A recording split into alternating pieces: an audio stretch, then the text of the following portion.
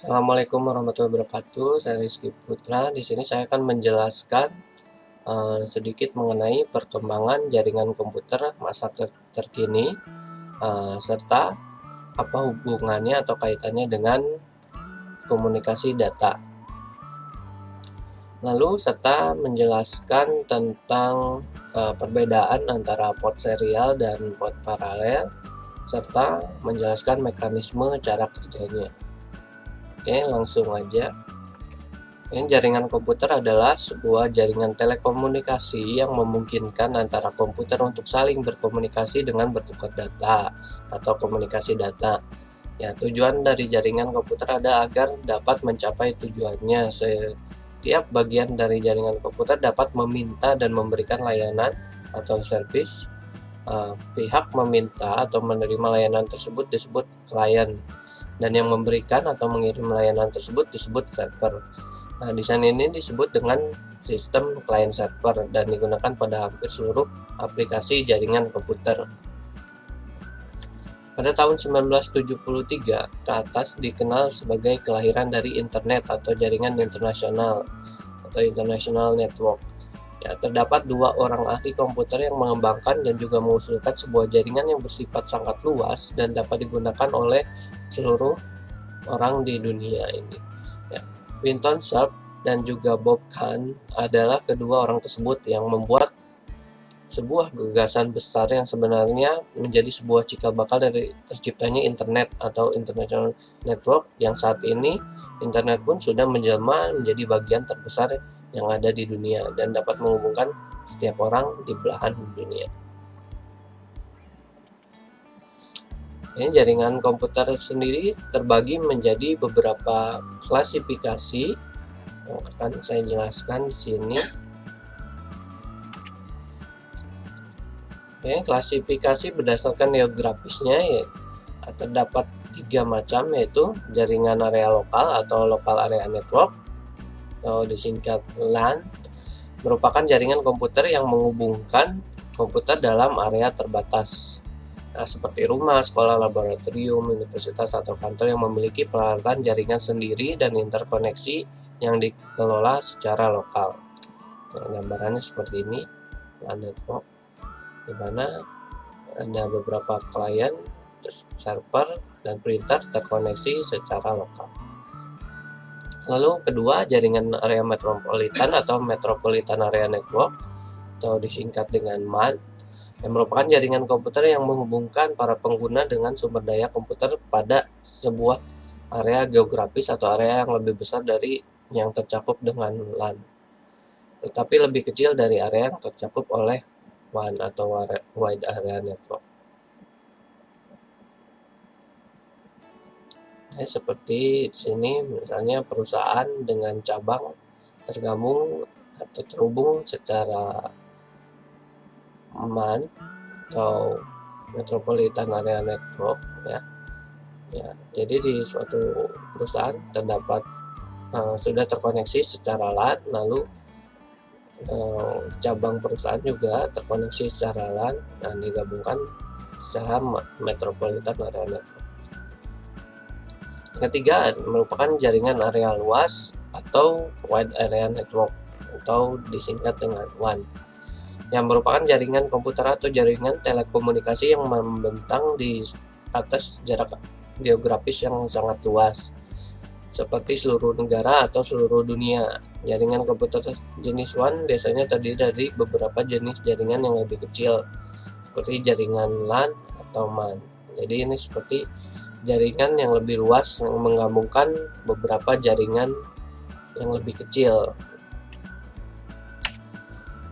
Berdasarkan fungsi ada dua, yaitu client server. Nah, seperti yang saya jelaskan, berarti beberapa klien terhubung dengan beberapa server seperti ini.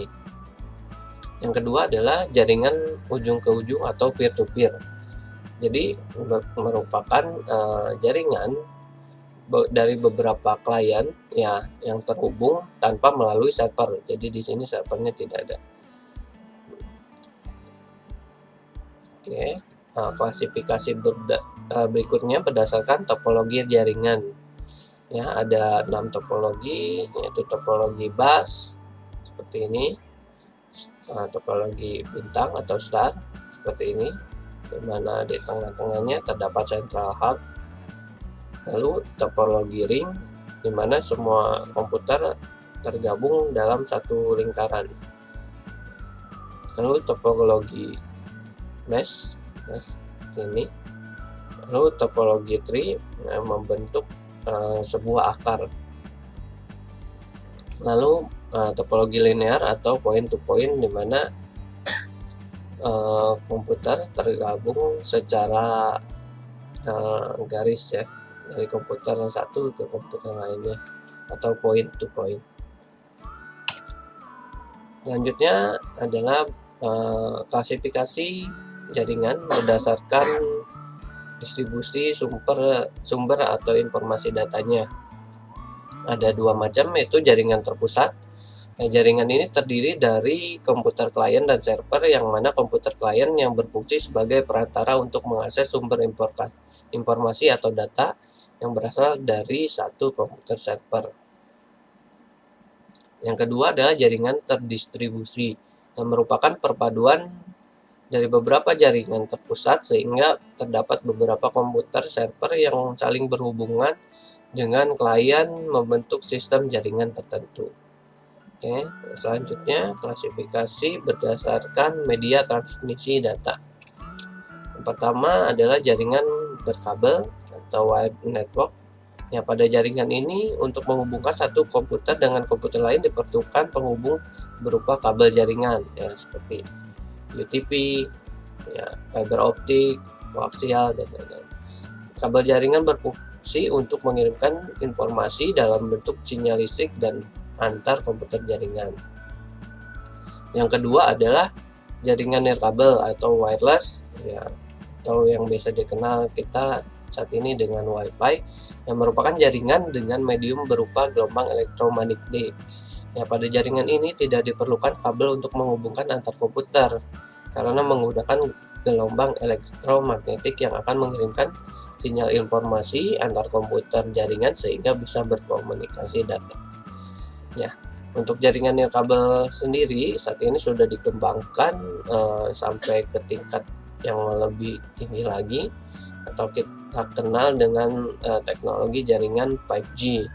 Nah, di sini teknologi jaringan 5G sudah bisa menggunakan kecepatan yang lebih tinggi dari 4G, itu bisa lebih 10 atau 100 kali lipat kecepatannya daripada 4G.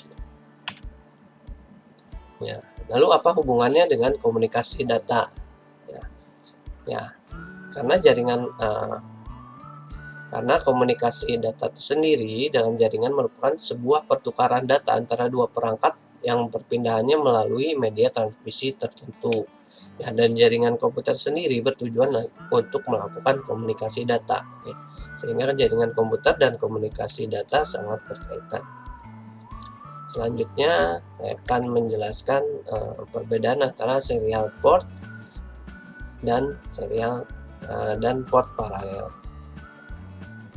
Ya, berikut merupakan serial port. Serial port atau port seri merupakan sebuah port pada personal komputer yang berfungsi untuk mentransmisikan suatu bit informasi pada satu satuan waktu. Jadi untuk komunikasi datanya itu hanya bisa mengirimkan satu bit pada satuan waktu. Itu tidak bisa secara banyak sekaligus untuk melakukan komunikasi datanya. Berikut ada serial port yang ada di motherboard komputer.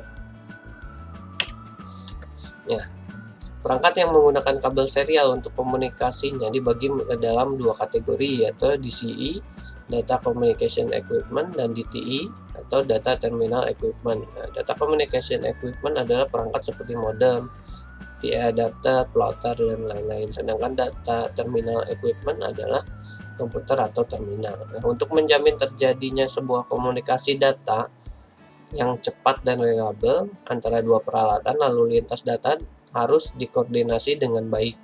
Ya, tidak seperti printer yang selalu mencetak setiap karakter yang diterimanya, namun dalam komunikasi serial atau perserial, bisa saja peralatan tidak memiliki lagi tampungan data yang diterimanya sehingga dia harus memberitahukan PC untuk tidak lagi mengirim data hingga modem selesai mengerjakan tugasnya dan kembali memberitahukan PC untuk kembali mengirim data komunikasi data berikutnya setelah modem siap. Jadi cara kerjanya adalah mengirim 1 bit komunikasi data dalam satuan waktu dan dapat kembali mengirim data selanjutnya setelah modem siap. Untuk parallel port, ya berikut gambar dari motherboard seperti ini. Parallel port atau port paralel merupakan sebuah port pada personal komputer yang berfungsi sebagai alat komunikasi komputer dengan perangkat luar yang bersifat paralel. Ya, pada port paralel komunikasi data dapat dilakukan secara bersamaan sehingga informasi yang terkirim dapat lebih banyak daripada port seri. Nah, port paralel biasa dikenal dengan printer port atau synchronic port. Ya, fungsi port paralel adalah sebagai penghubung motherboard dengan printer jenis lama, zip archive, beberapa scanner, sound card, webcam, gamepad, joystick, pemrograman EEPROM, peralatan CSI, ya, melalui adapter paralel ke SCSI, percobaan dengan TTL, 12 driver, dan eksternal CDR atau CDR1. Nah, selain itu, port paralel juga digunakan sebagai uji coba sederhana dalam perancangan elektronika. Jadi berbeda dengan port serial, di mana hanya bisa mengirimkan 1 bit dalam komunikasi data dalam satuan waktu. Untuk parallel port dapat melakukan komunikasi data dalam beberapa bit dalam waktu yang bersamaan. Ya, sehingga informasi atau komunikasi data yang terkirim lebih banyak daripada port serial. Untuk perbedaannya sendiri bisa dilihat secara kasat mata dari bentuknya, lalu jumlah pinnya.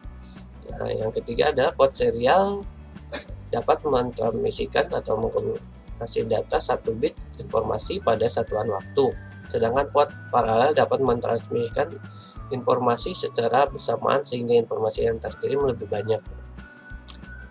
Ya, dari yang keempat adalah dari segi kecepatannya. Port serial memiliki kecepatan transmisi data 115 kbps sampai dengan 230 kbps, sedangkan port paralel memiliki kecepatan 8 kali lebih cepat dari port serial. Ya, dan kecepatan transmisi data port paralel standar adalah 1 MB per second. Ya, sekian itu saja yang dapat saya jelaskan. Terima kasih. Assalamualaikum warahmatullahi wabarakatuh.